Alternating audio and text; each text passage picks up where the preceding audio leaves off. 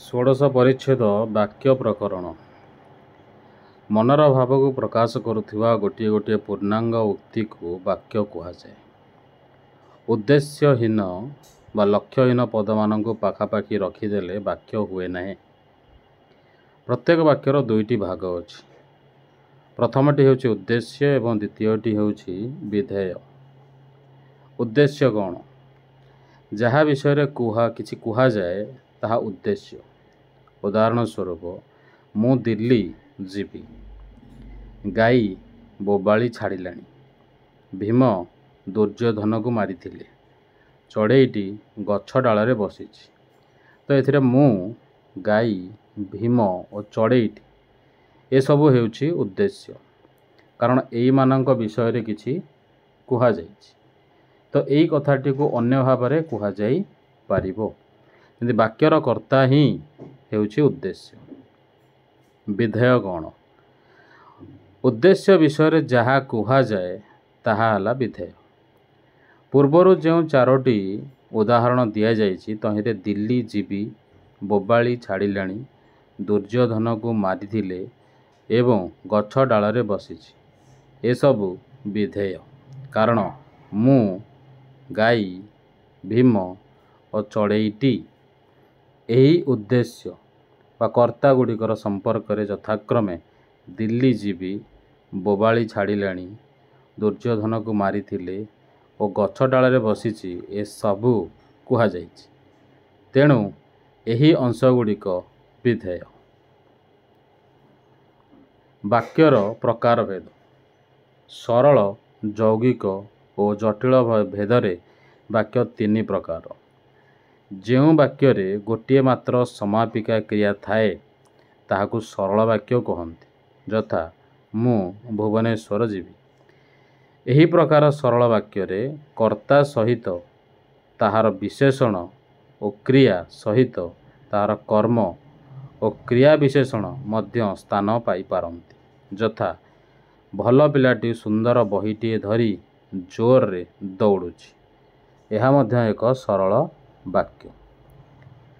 ଦୁଇ ବା ତା'ଠାରୁ ଅଧିକ ସରଳ ବାକ୍ୟର ସହଯୋଗରେ ଯେଉଁ ବାକ୍ୟ ପ୍ରସ୍ତୁତ ହୁଏ ତାହାକୁ ଯୌଗିକ ବାକ୍ୟ କୁହାଯାଏ।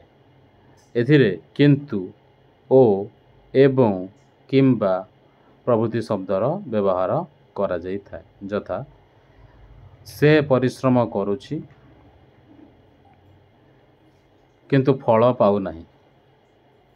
ସେମାନେ ବଜାରକୁ ଗଲେ ଓ ମିଠେଇ ଆଣିଲେ।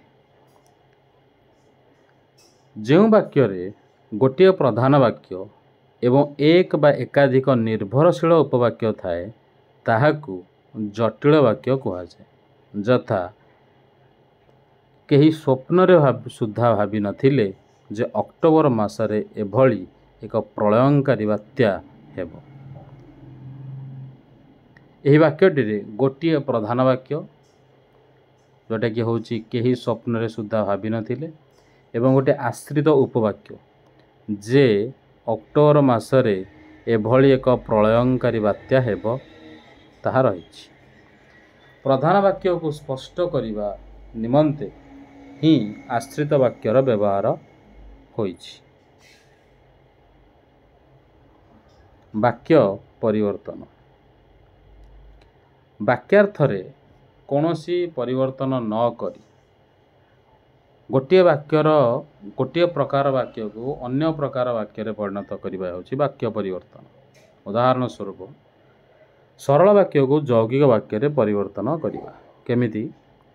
ମୁଁ କଟକ ଯାଇ ଜରୁରୀ କାର୍ଯ୍ୟବଶତଃ ସେଠାରୁ ଫେରିଆସିଲି। ଏ ହେଲା ସରଳ ବାକ୍ୟ। ମୁଁ କଟକ ଗଲି ଏବଂ ଜରୁରୀ କାମ ବଶତଃ ସେଠାରୁ ଫେରିଆସିଲି, ଇଏ ହେଲା ଯୌଗିକ ବାକ୍ୟ। ସରଳ ବାକ୍ୟକୁ ଜଟିଳ ବାକ୍ୟରେ ପରିବର୍ତ୍ତନ କରାଯିବ। ଡରକୁଳା ଲୋକ ଜୀବନରେ ସଫଳତା ପାଆନ୍ତି ନାହିଁ। ଏ ହେଲା ସରଳ ବାକ୍ୟ। ଯେଉଁମାନେ ଡରକୁଳା ସେମାନେ ଜୀବନରେ ସଫଳତା ପାଆନ୍ତି ନାହିଁ। ଇଏ ହେଲା ଜଟିଳ ବାକ୍ୟ। ଜଟିଳ ବାକ୍ୟକୁ ସରଳ ବାକ୍ୟରେ କରିବାର ପରିବର୍ତ୍ତନର ନିୟମ ଉଦାହରଣ ଦେଖ। ଯେଉଁମାନେ ସଂଯମୀ ସେମାନେ ଶାନ୍ତି ଲାଭ କରନ୍ତି। ଜଟିଳ ବାକ୍ୟ। अर्थात संयमी माने जीवन में शांति लाभ करती। यह है सरल वाक्य। यौगिक वाक्य को सरल वाक्य परिणत करवा। मु स्कूल रे पहुँचली और प्रधान शिक्षक को देखिली। यौगिक वाक्य रहा। मु स्कूल रे पहुँची प्रधान शिक्षक को देखिली। ये सरल वाक्य है। यौगिक वाक्य को जटिल वाक्य रे बदलाइवा। राति 12टा बाजिला, मु बही बंद कली और शोइबा को चलीगली। यह है यौगिक वाक्य। जेतेबेले राति 12टा बाजिला सेतेबेले मु बही बंद करी शोइबा को चलीगली। यह है जटिल वाक्य। एही भली भाबरे जटिल वाक्य को यौगिक वाक्य रे, एकाधिक सरल वाक्य को यौगिक वाक्य रे, एकाधिक सरल वाक्य को जटिल वाक्य रे, जटिल और यौगिक वाक्य को सरल वाक्य रे रूपांतरित करा जाई पारे। एबे देखिवा प्रश्नावली।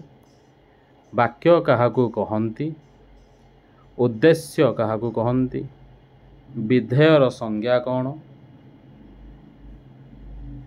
वाक्य केते प्रकारर, सरल यौगिक और जटिल वाक्यर उदाहरण दियो, निम्न वाक्य गुड़ी को यौगिक अथवा जटिल वाक्य रे परिणत कर।